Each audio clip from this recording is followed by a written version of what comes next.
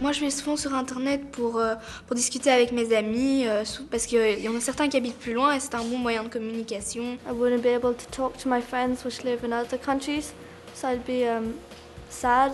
I'd miss my friends and I'd feel a bit bored because I like going on the internet to play and talk to friends and stuff.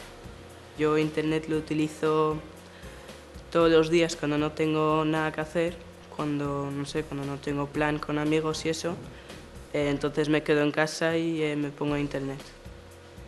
Y no me gustaría nada que quite Internet.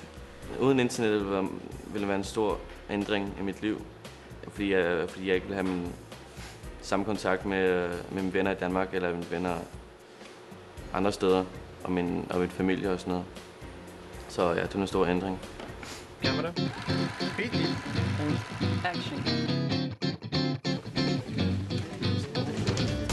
This commercial goes out from the European Commission.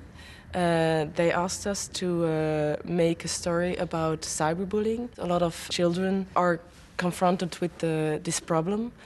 They wanted to make this movie for young children between 12 and 17 because they are really the target now and they don't really think that will happen to them. The story is about a girl of 14 years old that is using the internet, especially social network sites, and gradually she becomes what other people make of her by cyberbullying.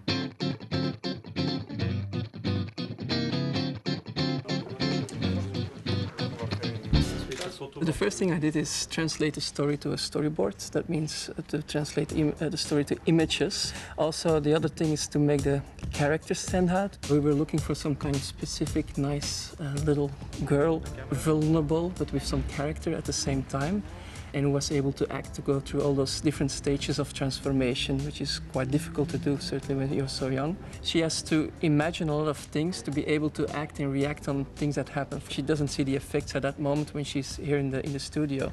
So all those things will be done afterwards. You have to explain very carefully to her, at least to make her understand what's happening. C'est super bien passé. C'était la première fois que je faisais ça, donc j'étais un peu stressée le matin. Et puis ça a été, tout le monde m'a mis bien à l'aise et j'ai réussi à faire les choses qu'on me demandait de faire. Okay, on va faire ça encore une fois.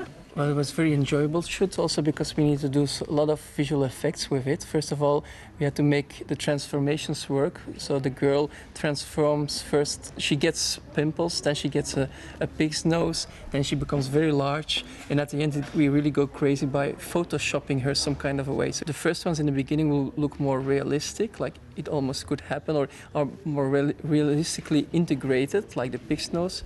The other ones are a little bit more cartoonish and quite wild. Camera. Action.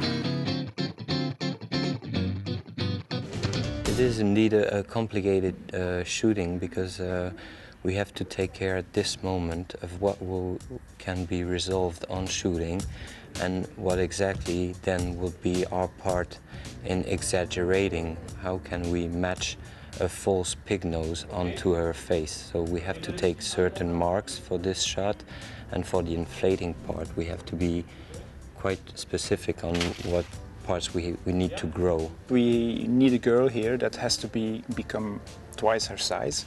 So the beginning of that movement is done in camera, like we say. We just put an inflatable cushion underneath her clothes. We put wind in there, and so she's growing bigger. Afterwards, we go closer to see how this evolution takes place.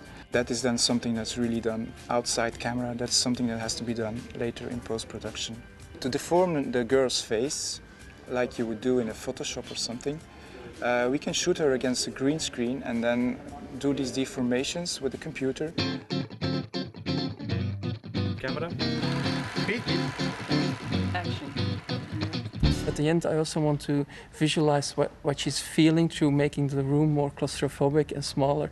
So what we would do is bringing the walls closer to her while she's still in completely transformation. Okay, cut.